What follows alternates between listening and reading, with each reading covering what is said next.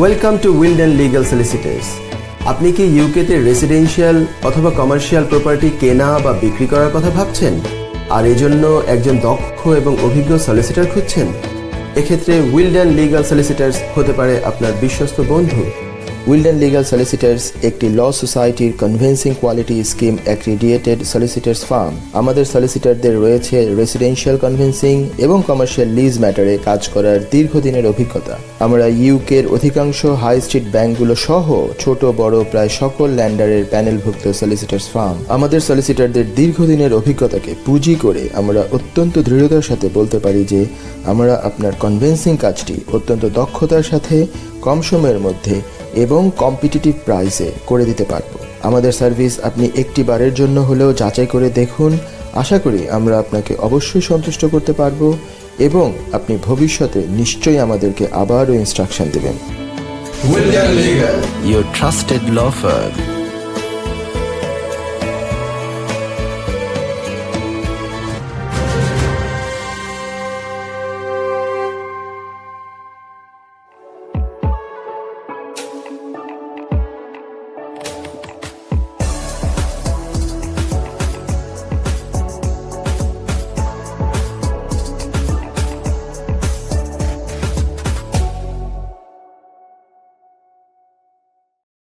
সুপ্রিয় দর্শক মণ্ডলী, আসসালামু আলাইকুম। সকলকে সালাম এবং শুভেচ্ছা জানিয়ে শুরু করছি আজকে legal advice by M Selim অনুষ্ঠান। আমি ব্যারিস্টার সলিসিটর মোহাম্মদ সেলিম আছি আপনাদের সামনে। অনুষ্ঠান নিয়ে থাকবো ইনশাআল্লাহ পরবর্তী প্রায় হাফ এন আওয়ার। সুপ্রিয় দর্শক, এই অনুষ্ঠান প্রচারের তারিখ হচ্ছে 26 মে 2026। জাস্ট একটু দেখে নিই, দুঃখিত, 26 মে নাকি অন্য কোনো তারিখ? জি, 26 মে 2026 এই তারিখে এই অনুষ্ঠানটি ইনশাআল্লাহ প্রচারিত হবে। সুপ্রিয় দর্শক, আমি ঢাকায় অবস্থান করছি এই মুহূর্তে এবং ঢাকা থেকে এই প্রোগ্রামটি রেকর্ড করে আপনাদের জন্য রাখা হচ্ছে, কারণ আমি আমার হজে যাওয়ার কথা খুব তাড়াতাড়ি ইনশাআল্লাহ। তারপরে এই সপ্তাহেই বেশ কিছু আরো কাজ। সুপ্রিয় দর্শক, আমার অনুষ্ঠানে আপনারা অনেক ধরনের প্রশ্ন ছুড়ে দেন। আমি সবসময় একটা কথা বলি যে যেহেতু আমি আপনাদের কোনো ডকুমেন্টস দেখতে পাচ্ছি না, আমি আপনার লিগ্যাল যে সমস্যা সেটা নিয়ে বিশদভাবে আপনি বলতে পারছেন না, তাই আমি জানতে পারছি না সবকিছু। যদি কোনো কনফিউশন থাকে, যদি কোনো এমন মনে করেন যে আপনার এই পেপারে যা যা কিছু আছে আপনি নিজেই ঠিক মতো বুঝতে পারছেন না, তাহলে অবশ্যই একজন ভালো সলিসিটরের শরণাপন্ন হবেন অথবা ব্যারিস্টারের শরণাপন্ন হবেন, কিংবা যে এরিয়া অফ ল সেই এরিয়া অফ ল এর যে এক্সপার্ট, যারা রেগুলেটেড পারসন অফ কোর্স, তাদের কারোর সাথে যাবেন দেখা করতে, করে তারা আপনার এই ডকুমেন্টস দেখে আপনাকে একটা ভালো পরামর্শ দেবেন এবং সেটা হবে যে স্পেসিফিক্যালি ডকুমেন্টস দেখে একটা ভেরি স্পেসিফিক অ্যাডভাইস। ঠিক আছে? তো তবু আমার প্রোগ্রামে যদি আপনি ফোন করেন, আমার প্রোগ্রাম সহ অন্যান্য যে কোনো যে লিগ্যাল প্রোগ্রামগুলো আছে বিভিন্ন টিভি চ্যানেলে আমাদের এটা সহ, তাহলে আমরা সকলে সচেষ্ট থাকবো আপনাকে যথাসম্ভব সহযোগিতা করার জন্য। সুপ্রিয় দর্শক, দেখি আজকে আমাকে কি কি প্রশ্ন দেওয়া হয়েছে। প্রশ্নগুলো নিয়ে ডিল করা শুরু করি।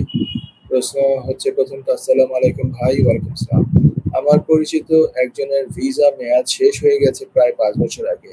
এখন উনি এখানে লিগ্যাল হওয়ার জন্য কোনো স্টেপ নিতে চাচ্ছেন। 20 বছরের আগে বা বিয়ে করা ছাড়া কি লিগ্যাল হওয়ার অন্য কোনো ওয়ে আছে? দেখুন, আইন তো সকলের জন্যই, তাই নয়? তো আইনে এক হচ্ছে যে 20 বছরের রুট, সেটা একটা রুট আছে। সেটা হচ্ছে যে 20 বছর এখানে যদি কেউ থাকে, তারপরে সে যদি প্রুফ করতে পারে তাহলে সে পাবে। এই খবর তো আপনি জানেনই, এটা তো এখানে লিখেছেন। বিয়ে করার কথা একটা লিখেছেন, সেটা মানে হচ্ছে ব্রিটিশ বা সেটেল পারসন কাউকে বিয়ে করা, এবং যদি তাদের ঘরে কোনো সন্তান সন্ততি হয় কিংবা অতীতেও যদি আগের রিলেশনশিপ থেকে যাকে বিয়ে করবে, যিনি ব্রিটিশ বা সেটেল পারসন, ওনার যদি কোনো সন্তান থাকে যে নিজেও ব্রিটিশ বাচ্চাটা, তাহলেও কিন্তু প্রভিশন আছে অ্যাপেন্ডিক্স FMEX1 এর আওতায়। যিনি আপনার পরিচিত জনের কথা আপনি লিখেছেন, উনি ওইভাবে হতে পারেন। এটাও আপনি নিশ্চয়ই জানেন, এই জন্য আপনি এভাবে লিখেছেন। কিন্তু এছাড়া কি আর উপায় আছে? এছাড়া আইনে তো প্রভিশন আছে। অ্যাপেন্ডিক্স প্রাইভেট লাইফের মধ্যে যেটা আছে, যেটা আসলে খুব জটিল বা কঠিন বা এটা সহজে হয় না, তবুও আইনে আছে বিধায় আমি প্রথমে আপনাকে একটু এটা বলে নিই, তারপর অন্যান্য অংশগুলো বলতে চেষ্টা করবো আমি।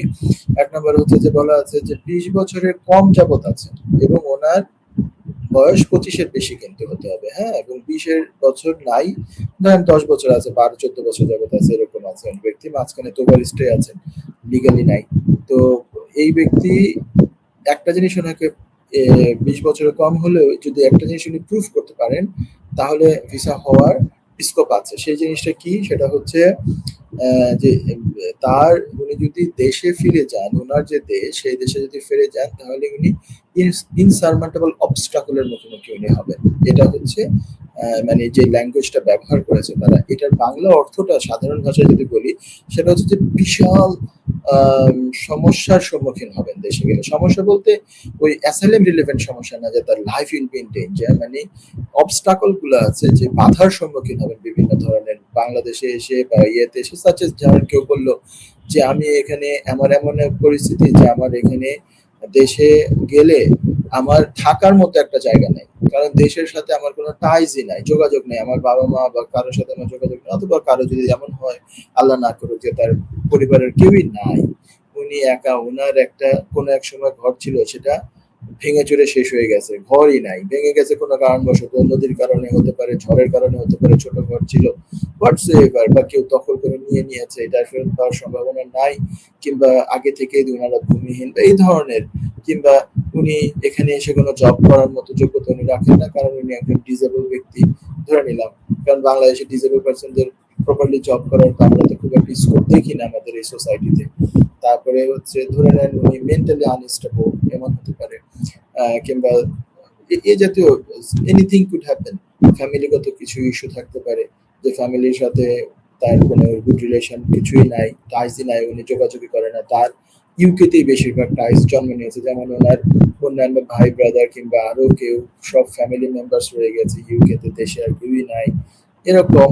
এটা হচ্ছে মানে ওই ইনসার্ভান্টেবল অবস্টাকলের আওতায় আসতে পারে। বাট হোম অফিসকে এটা দিয়ে কনভিন্স করা এক বিশাল এক দুরূহ কাজ। এমনকি কোর্টেও এই ধরনের কেস উইন করা অত্যন্ত অত্যন্ত দুরূহ কাজ, কারণ এটা কিছু কেস ল আছে। একটা কেস লয়ের নাম হচ্ছে রাজগার্ড, যেই কেস লটা ফলো করা হয় অনেক আগ থেকে। হাউএভার মানে এইগুলা মানে it will be extremely difficult. আর সেকেন্ডলি আর্টিকেল 8 আবার অনেক সময় থাকে, কারো মেডিকেল গ্রাউন্ড থাকতে পারে, এটা বলা হয়নি আমার, সেটা হচ্ছে আর্টিকেল 3।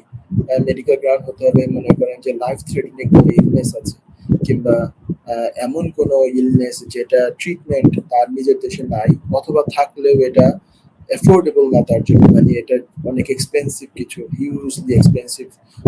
ধরেন একটা মানুষ সিলেট থেকে এসছেন, সিলেটে এটা ট্রিটমেন্টই নাই, ঢাকায় তাও ধরে নেন খুব বড় একটা হসপিটাল আছে, এভার কেয়ারে আছে ধরে নিলাম, যেটা ট্রিটমেন্টের খরচ 50 লাখ টাকা লাগতে পারে, কিংবা আরো বেশিও লাগতে পারে, এমন কোন একটা রোগ তার আছে, হয়েছে। তো এইটা ওনার কাছে এই টাকা নাই এত টাকা দিয়ে ট্রিটমেন্ট করার, এমনকি এটা তার শহরেও নাই, এবং ওই শহর থেকে এসে যে থেকে এটা যে সে করবে, এই ধরনের ক্যাপাসিটি ওনার নাই, ফাইন্যান্সিয়াল ক্যাপাসিটি, অথবা ওনার পরিবারের কারোরই তাকে গিয়ে যে হেল্প করবে সেরকমও কেউ হয়তো নাই। এগুলাও এক ধরনের কেস, কিন্তু এগুলাতে অনেক ধরনের রিপোর্ট লাগে, ওখানকার ডাক্তার মানে বাংলাদেশের ডাক্তারের রিপোর্ট গুলো লাগবে, এখানের ডাক্তারের রিপোর্ট লাগবে, কান্ট্রি গাইডেন্স এর কিছু কিছু জিনিস আছে, এগুলো ইউজ করা যেতে পারে। এরকম বিভিন্ন জনের ক্ষেত্রে বিভিন্নটা অ্যাপ্লিকেবল হতে পারে, ডিপেন্ডিং অন দ্য সার্কামস্টেন্সেস। তো সবচেয়ে ভালো হয় গিয়ে কি, আপনি যে প্রশ্নটা করেছেন আপনার কোনো এক পরিচিত জনের জন্যই করেছেন, আপনি বলেছেন ওনাকে যেতে হবে ভালো একজন লয়ারের কাছে, এক্সপেরিয়েন্সড একজন লয়ারের কাছে, যিনি এই ধরনের কাজ আগে বেশ কিছু করেছেন, এবং এটা উইথ ডিউ রেসপেক্ট, যারা মানে রিসেন্টলি কোয়ালিফাইড করেছেন তাদের ল্যাকিং একটু হচ্ছে যে হয়তো তাদের এক্সপেরিয়েন্স নেই। আমি তাদেরকে কাউকে ছোট করছি না, আমরাও এক সময় তো নিউলি কোয়ালিফাইড ছিলাম, কিংবা অনভিজ্ঞ ছিলাম, কাজ করে করেই তো অভিজ্ঞতা অর্জন করেছি। তাহলে সেই সময় যদি সবাই অভিজ্ঞদের কাছে শুধু যেতেন, তাহলে আমি কি আর কেউ কাজ, আমি বা আমার মতো নতুন তখন যারা ছিল, আমরা কেউ কি কাজ পেতাম? প্রথমে তো নতুন সবাই ছিল, একদিন না একদিন ছিল। তো তারপরেও আপনি যে এটা নিয়ে ভালো কাজ করতে পারবে তাদের কাছে আপনি গেলে দেখা যেতে পারে আপনার সাথে ইন্ডিভিজুয়াল সার্কামস্টেন্স জানতে হবে, আপনার প্রপার ব্যাকগ্রাউন্ড গুলো জানতে হবে, যে আপনার কোথায় কোথায় কি আছে না আছে, এগুলো অনেক প্রশ্ন জানতে চাবেন একজন অভিজ্ঞ লয়ার। তারপরে একটা ডিসকাশন করে কিছু একটা সুযোগ হয় কিনা সেটা we can explore, but it will be extremely difficult. আমি এগেইন আবার বললাম, ঠিক আছে? আশা করি কিছুটা দিক নির্দেশনা পেয়েছেন। প্রশ্নের উত্তর পুরোপুরি দেওয়া যায় না, এই ধরনের প্রশ্ন উত্তরের দিক নির্দেশনা একটু দেওয়া যেতে পারে। Thank you. হ্যাঁ, B2 পাস করা আমার এক পরিচিত ভাইয়ের জন্য সম্ভব নয় বলছে। এখন স্কিলড ওয়ার্কার বা অন্য কোনো ভিসা আসার জন্য কি এর চেয়ে সহজ কোনো অপশন বা অল্টারনেটিভ টেস্ট আছে? না ভাই, টেস্ট বলতে B2টাই আছে শুধুমাত্র। আরেকটা আছে যদি, ফর এক্সাম্পল, যদি কেউ বাংলাদেশ থেকে কোনো ইউনিভার্সিটি থেকে মাস্টার্স কমপ্লিট করেছেন এবং সেই মাস্টার্স যে কোর্সটা সেটা উনি ইংলিশেই পড়াশোনা করেছেন, হ্যাঁ, ইট ওয়াজ টট ইন ইংলিশ, এবং এটা ইউনিভার্সিটি লেটারে কনফার্ম করছে, এটাকে বলা হয় MOI বলা হয়, medium of instructions, medium of instructions এর আর কি লেটার, MOI লেটার ইউনিভার্সিটি দিবে।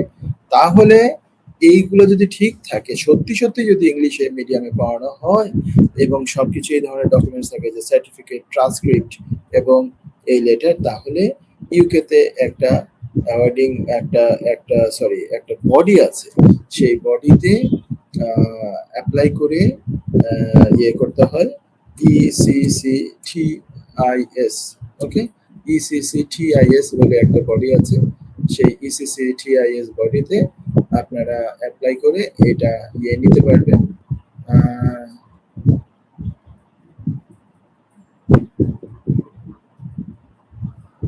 আমি একটু যদি 2-1 সেকেন্ডের ভিতরে চেষ্টা করব দেখিয়ে দেওয়ার জন্য। এটা এখন নিয়ে গিয়েছে হোম অফিসের আন্ডারে, এটা হচ্ছে জাস্ট আমি 1 সেকেন্ডের ভিতরে আমি সঠিক জায়গাতে চলে গিয়েছি, আমি একটু আপনাদেরকে শেয়ার করি স্ক্রিনের ওই জায়গাটা। ওকে, সো আমার মনে হয় আপনারা এটা দেখতে পাচ্ছেন, এটা ECCTIS, যেটা আসলে হোম অফিস বা ইউকে ভিসাস এন্ড ইমিগ্রেশনের সাথে একসাথে কাজ করে। ওয়েবসাইট হচ্ছে যে দেখুন QLS ECCTIS, ওকে, QLS বা ECCTIS QLS service, qualification and language service. এটা কি কি সার্ভিস দেয়? QLS is provided by ECC on behalf of the Home Office. Use our services if you need to evidence your overseas qualification level or your English language proficiency when you apply for one of the following visas or permissions. কি কি আছে? Family, health and care worker, high potential, এই যে skilled worker, সবই আছে, student, এই সবগুলো exam না দিয়ে যদি কেউ, ফর এক্সাম্পল একটা উদাহরণ দেই, কেউ ধরেন বাংলাদেশের একটা কোনো প্রাইভেট ইউনিভার্সিটি থেকে MBA পাশ করেছেন এবং উনি এর আগে BBAও পাশ করেছেন এবং এগুলো ওনার ইংলিশে পড়াশোনা করা হয়েছে, তো এইভাবে এই এদের কাছে অ্যাপ্লাই করে একটা ফিস আছে, এই ফিসটা দিয়ে আপনি ইয়ে করতে পারেন আর কি, মানে এটা করিয়ে নিলে তাহলে এক্সামটা আপনি বাইপাস করতে পারেন। এবং এই জিনিসটা কোনো ইয়ে নাই, এক্সপায়ারি ডেট নাই। যেমন একটা এক্সাম মানে B2 IELTS এক্সাম দেন কিংবা ট্রিনিটি কলেজের দেন বা যেটাই দেন না কেন, 2 বছরের হয়তো মেয়াদ থাকে, এটার কিন্তু এই ধরনের মেয়াদ না, এটার মেয়াদ হচ্ছে মানে আনলিমিটেড টাইম, মানে এক্সপায়ারি কোনো ডেট নাই। মানে এটা আপনি যদি এখন ইউজ করেন ভিসা অ্যাপ্লিকেশনের জন্য, ভবিষ্যতে রিনিউয়াল অ্যাপ্লিকেশন, অন্যান্য সবকিছুতে, এমনকি সেটেলমেন্ট অ্যাপ্লিকেশনেও আপনি ইয়ে করতে পারবেন আর কি। ঠিক আছে, তো এইভাবে করে এটা দিয়ে আপনারা ট্রাই করে দেখতে পারেন। এটা কিন্তু কেউ কেউ করে, এটা অনেকে হয়তো জানে না, এই জন্য আমি একটু জানিয়ে দিলাম। আপনি যেহেতু প্রশ্ন করেছেন যে B2 এক্সাম না দিয়ে অল্টারনেটিভ কোনো অপশনস আছে কিনা, that is one of the alternative options. ঠিক আছে, যদি কেউ মাস্টার্স কমপ্লিট করে ইংলিশ মিডিয়ামে, এই হচ্ছে অপশন। আশা করি প্রশ্ন উত্তর পাওয়া গিয়েছে। নেক্সট কলে চলে যাই, মেসেজে চলে যাই। After completing MSc I switched skilled worker visa in July 2024. I have to extend visa June 2027. Will I need B2 English certificate and how much cost will I need for 3-year extension? Okay.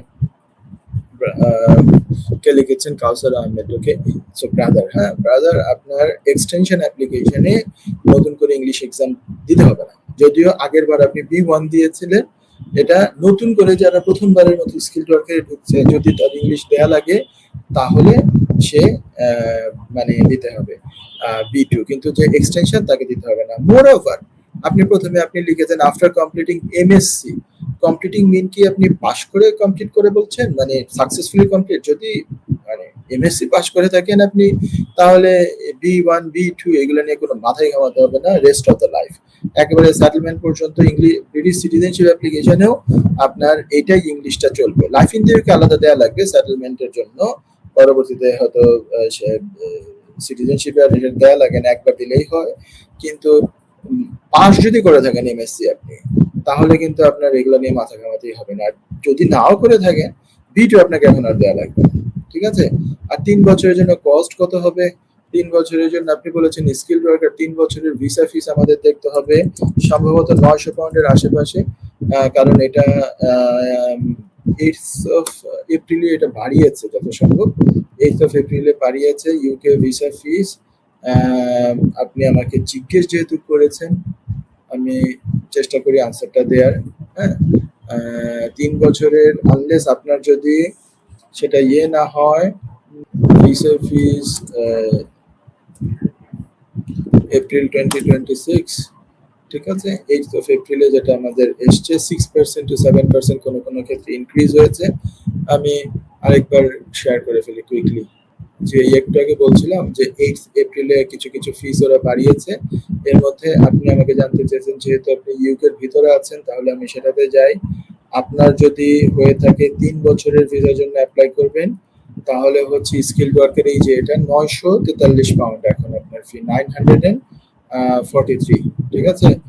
আর হচ্ছে যারা 3 এর বেশি মানে 5 বছরের, তাদের 1865, যাদের হচ্ছে immigration salary লিস্টে জব আছে তাদের 628, 3 বছরের 5 বছরের 1235, যাদের কেয়ার ভিসা তাদের 3 বছরের হচ্ছে 324, 5 বা 6 বছরের হচ্ছে 628, এরকম করে, ঠিক আছে।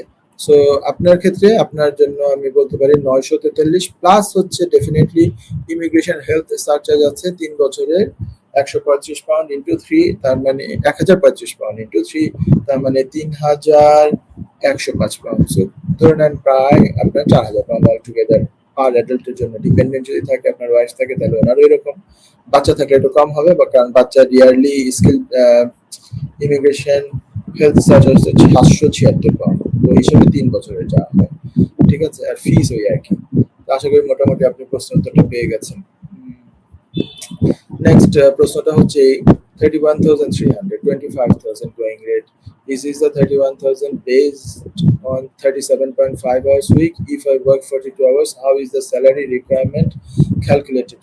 Okay, if কেউ যদি 31,000 এর জন্য মানে যেটা 31,300 এর প্রত্যেকটাই হচ্ছে 37.5 আওয়ার এর জন্য আপনার মানে বলা আছে 37.5 আওয়ার্স এর জন্য বলা আছে। এখন 42 আওয়ার্স এর জন্য কি হয়, তাহলে সেটা ওইভাবে আমাদেরকে ভাগ করতে হবে আর কি, ভাগ করে আমাদেরকে এটা করতে হবে। আমি জানি না ক্যালকুলেটর এখানে দেখাবে কিনা, আচ্ছা আমি দেখিয়ে দিই। সবই আমরা আজকে 31,300, ওকে। তারপরে এটা যদি হয় আপনার ইয়ের জন্য 37.5 আওয়ার্স এর জন্য পার উইক, 37.5 আওয়ার্স, ওই যে ছোটবেলা ঐকিক নিয়ম করেছেন না, ওইটাতে চলে গেলাম। 1 ঘন্টা হলো ইয়ারলি, তাহলে 1 ঘন্টা যদি কেউ কাজ করতো তাহলে ইয়ারলি তার স্যালারি এটা দিতে হতো। এখন সেই হিসাবে আনুপাতিক হারে আমাকে আসতে হবে 42 ঘন্টা পার উইকে কত হয় বছরে, এইটা হতে হবে 35,056। কমপক্ষে এটা যদি না হয় 42 ঘন্টা যদি কারো কাজ হয়, কসে যদি লেখে এটা 42 আওয়ার্স উনি পার উইক কাজ করবেন, তাহলে যদি সেটার জন্য অ্যাপ্রোপ্রিয়েট স্যালারি হয় 31,300, তাহলে অ্যাকচুয়ালি 31,300 দিলে হবে না, কারণ 42 ঘন্টা উনি কাজ করে। 31,300 হচ্ছে 37.5 আওয়ার্স এর জন্য, তাহলে তাকে দিতে হবে 35,000, অন্তত 35,056। এটা একটু অড শোনায়, হয়তো 31,100 দেওয়াটা বাঞ্ছনীয় আর কি, এরকম, ঠিক আছে। আশা করি আপনি এইভাবে করে এটা ক্যালকুলেশন করে বের করতে হয়। আশা করি প্রশ্নের একটা মোটামুটি উত্তর পেয়েছেন। নেক্সট একটা মেসেজ নেই, লিখেছেন আসসালামু আলাইকুম ভাইজান, B2 তো পাস করা আমার এক পরিচিত ভাইয়ের জন্য সম্ভব নয় বলছে, এখন কি অন্য কোনো অপশনস আছে? ওয়ালাইকুম আসসালাম ফার্স্ট অফ অল। কিন্তু ভাইয়া ল তো এরকম রাখে নাই যে কেউ চাইলে একটা করবে আরেকজন করবে না, তা নয়। একটু আগে আমি বলেছি যদি অপশন, আমার মনে হয় না কেউ যদি ইউজুয়ালি কেউ যদি ইংলিশ মিডিয়ামে মাস্টার্স পাস করে তাহলে B2 হয়তো তার পক্ষে প্রায় সময় পাস করা সম্ভব হয়। তো যার কথা বলছেন হয়তো উনি হয়তো হয়তো তার বাংলাদেশ থেকেও মাস্টার্স নাও থাকতে পারে। তাহলে আমি তাকে শুধু বলবো যে প্রয়োজনে ট্রেনিং নেওয়ার জন্য, প্রয়োজনে একটু হার্ড ওয়ার্ক করার জন্য, প্রয়োজনে আগে থেকে ট্রেনিং নেওয়ার জন্য, আগে থেকে কোর্স করার জন্য পাস তো করতেই হবে, আদারওয়াইজ তো পরবর্তী অপশনে যেতে পারবে না। আনলেস দেখুন উনি যদি স্কিলড ওয়ার্কার ভিসায় থাকে কিংবা উনি এরকম কোনো ভিসায় থাকে যেটা অলরেডি ইংলিশ ল্যাঙ্গুয়েজ উনি এক সময় স্যাটিসফাইড করে এসছেন, হ্যাঁ, তাহলে কিন্তু ইংলিশের এক্সামশন নেওয়াটা ওনার জন্য ডিফিকাল্ট হবে। ইংলিশের এক্সামশন নেওয়ার একটা অপশন আছে, যারা ইংলিশ পরীক্ষা দিতে পারবেন না কিংবা যারা মাস্টার্স বা এরকম কিছু করা নাই ইংলিশ মিডিয়ামে, ইসিসিটিআইএস করা সম্ভব নয়, একটা অপশন আছে যদি এখানে ডাক্তার থেকে এরকম পেপার নেওয়া যায়, এখানে একটা অ্যাপেন্ডিক্স না কোল ওয়েভার একটা ফর্ম আছে, কোল ওয়েভার একটা ফর্ম আছে, KOLL কোল ওয়েভার, সেটা ডাক্তারের কাছ থেকে কমপ্লিট করে আনতে হয়। ডাক্তারকে ওখানে অ্যাড্রেস করা লাগে যে কেন উনি মনে করেন যে এই ব্যক্তিটা ইংলিশ পরীক্ষা অ্যাপিয়ার করতে পারবে না, কি তার মেন্টাল অসুবিধা নাকি হেভি কোনো ফিজিক্যাল কন্ডিশন খারাপ, এরকম সিনারিও যে নাকি ডিমেনশিয়া নাকি কি, এরকম কিন্তু তাকে পুরোপুরি দিতে হবে। যে ব্যক্তিটি স্কিল ওয়ার্কার ক্যাটাগরিতে এতদিন জব করে আসতে পারলো এই দেশে, সে তো যদি এইগুলা বলে তাহলে আবার তো একটার সাথে একটা সাংঘর্ষিক হয়ে গেল, কন্ট্রাডিক্টরি হয়ে গেল। আবার কেউ যদি ধরে নেন আগামী বছর যেগুলো হবে, ধরেন কেউ এই দেশে নর্মাল স্পাউস ভিসা এসছেন, ধরেন ব্রিটিশ বা সেটেল পার্সনের ওয়াইফ বা হাজব্যান্ড হিসাবে এসছেন, দেশে খুব একটা পড়াশোনা করা হয় নাই ওনার, তো উনি প্রথমে A1 দিয়েছেন, দ্বিতীয়বার এক্সটেনশনের সময় দ্বিতীয়বার উনি দিয়েছেন A2, এখন ফাইনাল টাইম ওনার দেওয়া লাগছে যে B2 সেটেলমেন্ট পাওয়ার জন্য। এই স্টেজে উনি শারীরিকভাবে আরো প্রবলেমে পড়ে গিয়েছেন। ডাক্তারের পুরোপুরি জাস্টিফাই করে ওই ফর্ম ডাক্তারকে কমপ্লিট করে দিতে হবে। যদি হয় তারপরে হোম অফিসের ডিসক্রিপশন এটা তারা অ্যাপ্লাই করে দেখবে যে এনাকে এই এক্সাম ইংলিশ B2 এক্সাম থেকে এক্সামটেড করে দেওয়া যায় কিনা, মানে ওনাকে ধরেন এটা ওনার জন্য আর প্রযোজ্য না, ওনাকে ছেড়ে দেওয়া হলো, হ্যাঁ, এরকম করা যায় কিনা। বাট এটাও একটা ডিফিকাল্ট সিচুয়েশন, ঠিক আছে। ইউজুয়ালি আমি বলবো যারা মোটামুটি ইয়াং পার্সন, যারা এর আগে স্কিলড ওয়ার্কার ভিসা অন্তত ছিলেন, তাদেরকে আমি বলবো যে দয়া করে আপনারা একটু ভালো করে কষ্ট করে কোর্স করেন, করে হলেও আপনারা এটা পাস করার ব্যবস্থা করেন ইনশাআল্লাহ, ঠিক আছে। আশা করি আপনি একটা মোটামুটি আলোচনা শুনতে পেরেছেন। সুপ্রিয় দর্শক, আজকের মতো এই প্রোগ্রাম এখনই শেষ করবো। আগামী প্রোগ্রাম নিয়ে আবার আসবো ইনশাআল্লাহ। আপনারা ততদিন পর্যন্ত ভালো থাকবেন, সুস্থ থাকবেন এই কামনা করছি। আজকের প্রোগ্রাম এখানেই শেষ করছি। ধন্যবাদ। আসসালামু আলাইকুম।